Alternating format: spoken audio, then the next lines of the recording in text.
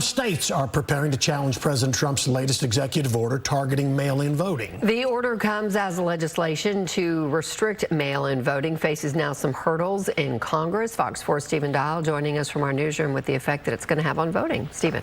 President Trump wants states to send a list of eligible voters to the U.S. Postal Service. The post office would then only send mail-in ballots to those on that verified list.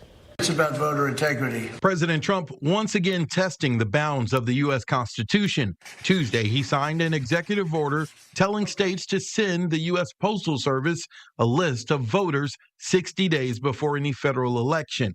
USPS would only be authorized to deliver ballots to people on that list. The big principle here is states run elections in our country. It's a 10th Amendment thing. States do across the board, and then cities within that. It's a highly localized thing, and that allows a lot of tailoring to local customs and that kind of thing.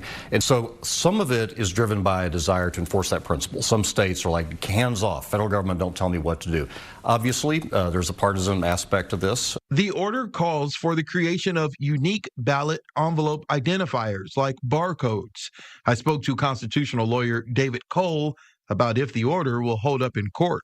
So it starts in a place that's pretty solid. The post office can combat fraud, but then taking that power and focusing on something that's a traditional state concern, that's where it starts to get a little dodgy on the law side.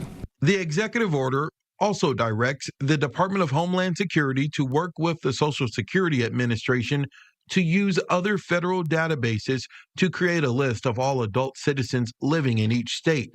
Trump wants that information to be sent to the state's top election official. We want to have honest voting in our country, because if you don't have honest voting, you can't have really a nation, if you want to know the truth.